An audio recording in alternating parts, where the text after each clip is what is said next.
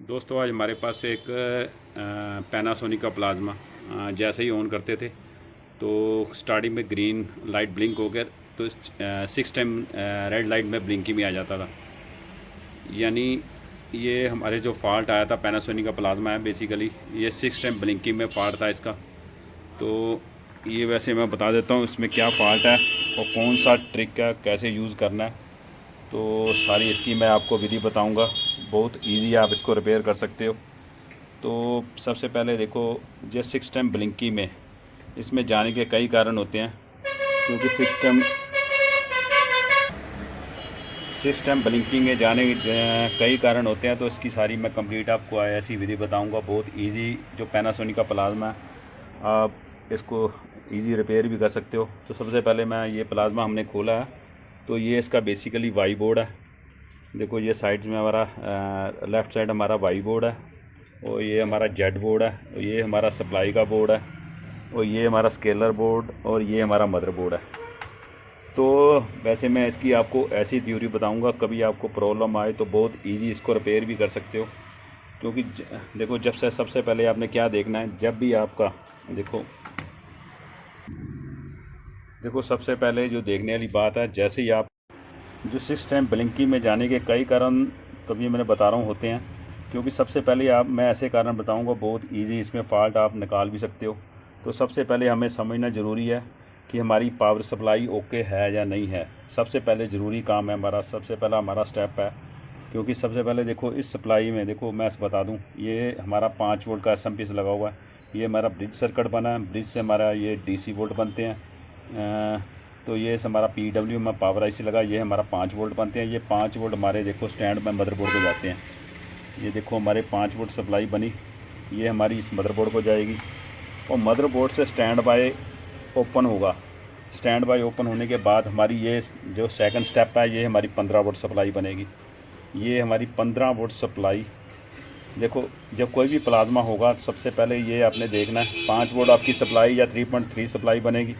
उसके बाद stand by open के होने के बाद या तो 15 वोल्ट सप्लाई बनेगी या 18 वोल्ट सप्लाई है, पर अलग अलग प्लाज्मा में अलग अलग होती है। पर इस पैनासोनिक के प्लाज्मा में 15 वोल्ट सप्लाई है।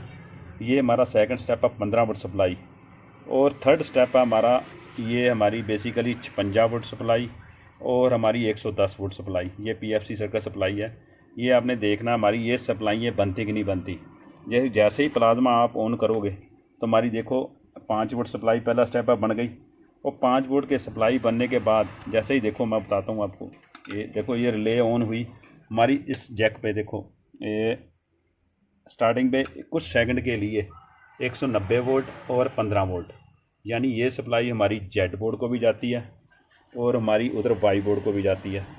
ठीक है, ये सप्लाई हमारी जेड बोर्ड को भी जाती है, ये वाई बोर्ड को भी जाती है। तो कहने का मतलब है ये सब हमारा जो फॉल्ट है बेसिकली सब इससे हमारी श्योर हो जाती है कि हमारी सप्लाई सही है। सप्लाई हमारी सही है और सप्लाई सही के बावजूद भी हमारा सेट प्रोटेक्शन में जा रहा है। तो प्रोटेक्शन में जाने के कई कारण, हमारा जेड बोर्ड भी शॉर्ट हो सकता है या हमारा मदर बोर्ड भी शॉर्ट हो सकता है, पर हमारा वाई बोर्ड भी शॉर्ट हो सकता है। पर बेसिकली जैसे ही आप ऑन करते हो 5 वोल्ट से हमारा स्टैंड बाई ओपन होता है, हमारी 15 वोल्ट सप्लाई बन जाती है। तो इसका मतलब है कि हमारा मदरबोर्ड सही है। इसे ये सेकंड स्टेप हमारा सही हो जाता है कि हमारा मदरबोर्ड सही है। तो हमारा फॉल्ट बेसिकली जेड बोर्ड का भी हो सकता है या वाई बोर्ड का भी हो सकता है। ये थर्ड स्टेप है।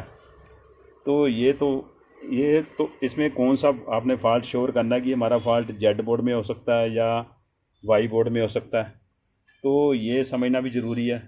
तो इसके बाद देखो पहले मैं स्टेप सर आपको सप्लाई का बताया, मदरबोर्ड का सही है नहीं है ये बताया। आगे तीसरा स्टेप आपको जेड बोर्ड का और वाई बोर्ड का बताने लगा हूँ। वाई बोर्ड ज़्यादातर इस केस में ज़्यादातर फॉल्ट वाई बोर्ड का होता है। तो सबसे पहले आप ये ज़रूरी ये देखना है। तो एक बात मैं आपको ज़रूरी बता देता हूँ। देखो जैसे ही आप प्लाज्मा ऑन करोगे, देखो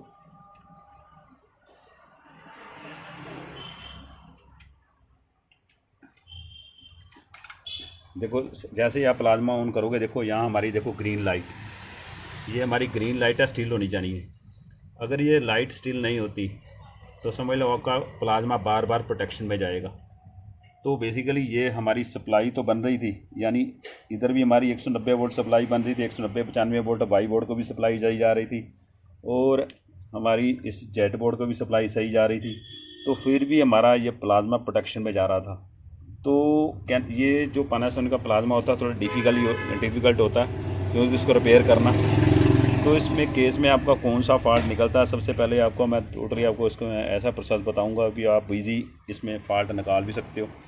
तो ये मैंने आपको बताया कि हमारा ये फ़ॉल्ट ज़्यादातर वाई बोर्ड का निकलता है, तो वाई बोर्ड में हमारे ये मॉसफेट लगे हुए हैं, ये ज़्यादातर ख़राब होने के चक्कर में फ़ॉल्ट आता है। ये IGBT लगे हैं या मॉसफेट लगे हैं या इसमें ज़्यादातर ये ख़राब होने के कारण फ़ॉल्ट होता है। पर इसके बावजूद भी यार हमारा वाई बोर्ड भी सही है, तो बेसिकली जेट बोर्ड भी सही है। तो इसके बाद भी आपका करना क्या, आपने ये सेकंड इसका प्रोसेस है। तो करना क्या है, इस सबसे पहले मैंने आपको बताया कि हमारी सप्लाई भी सही है, जेट बोर्ड भी सही है, वाई बोर्ड भी सही है, फिर भी हमारा ये प्रोटेक्शन में जा रहा है। तो इधर आपने करना क्या है, हमारा इधर एरर पॉइंट होता है। ये देखो, ये सैमसंग के प्लाज्मा में एक एरर पॉइंट होता है। ये एरर पॉइंट को आपने ग्राउंड कर देना है। जैसे ही आप एरर पॉइंट ग्राउंड करोगे, हमारा सेट जो प्लाज्मा 6 टाइम ब्लिंकी में जा रहा था, ये प्रोटेक्शन से बाहर आ जाएगा। तो ये भाई मैं आपको ग्राउंड करके भी दिखाता हूँ। कभी आपको प्रॉब्लम आए तो बहुत ईजी इस प्लाज्मा को ऐसे जो एरर है पॉइंट है, इसको ग्राउंड करोगे, जो वाई बोर्ड में जो एरर पॉइंट है, तो आपका फॉल्ट बेसिकली एकदम निकल जाएगा। तो मैं आपको ग्राउंड करके इसको चला के भी दिखाता हूँ। ये देखो दोस्तों, हमने जैसे ही इसको एरर पॉइंट को हमने ग्राउंड किया तो हमारा प्लाज्मा एक्चुअली बिल्कुल ओके हो चुका होगा। तो जो 6 टाइम में पहले एक्चुअली ब्लिंकिंग में जा रहा था ये, तो हमारी ग्रीन लाइट स्टिल हो गई हुई है। तो ये एक्चुअली देखो, इधर भी हमने देखना है, देखो ग्रीन लाइट हमारी इधर भी स्टिल लगी हुई है। और सबसे पहले ये बहुत ज़रूरी है, तो हमारे ये बूस्ट वोल्टेज, ये आपने बहुत ज़रूरी देखना, हमारे ये बूस्ट वोल्टेज वाई बोर्ड से हमारे जेट बोर्ड को जाते हैं। इसके बाद जो सेकंड प्रोसेस है, अगर ये आप जैक निकाल देते हो, हमारे ये बूस्ट वोल्टेज जेट बोर्ड को नहीं जाते, तो हमारा 4 टाइम ब्लिंकिंग में आ जाता। तो ये आपका देखो, ये हमारे इधर से बूस्ट वोल्टेज, ये एक्चुअली मीटर से मेजरमेंट नहीं होती क्योंकि हाई वोल्टेज होते हैं, जो हमारे वाई बोर्ड से बूस्ट वोल्टेज बनकर हमारे जेट बोर्ड को जाते हैं। तो ये हमारे जेट बोर्ड को पहुंच चुके हैं, तो हमारा ये प्लाज्मा ओके हो चुका होगा। तो कहने का मतलब, कभी आपको ये प्रॉब्लम आए तो बहुत ईजी, यानी ये एरर पॉइंट को ग्राउंड करके ये फॉल्ट निकाल सकते हो। तो इसमें सारी विधि मैंने बताई है, सप्लाई को कैसे चेक करना, तो सप्लाई में कौन से वोल्टेज बनते हैं, तो मदरबोर्ड को कैसे चेक करना है, और जेट बोर्ड को, तो बेसिकली वाई बोर्ड को। तो कहने का मतलब ये तो हमने आज एरर पॉइंट ग्राउंड कर दिया, पर कई बार क्या होता है, अपने एरर पॉइंट ना भी, अगर एरर पॉइंट ग्राउंड करके हमारा फॉल्ट नहीं निकलता, नहीं तो आपको वाई बोर्ड के जो IGBT या मॉसफेट, या जेट बोर्ड के IGBT या मॉसफेट, ये आपको चेक करने पड़ेंगे। पर इस मॉडल में बेसिकली ये फॉल्ट हमारा, ये बेसिकली 99% एरर ग्राउंड करके निकल जाता है। ओके, थैंक यू दोस्तों।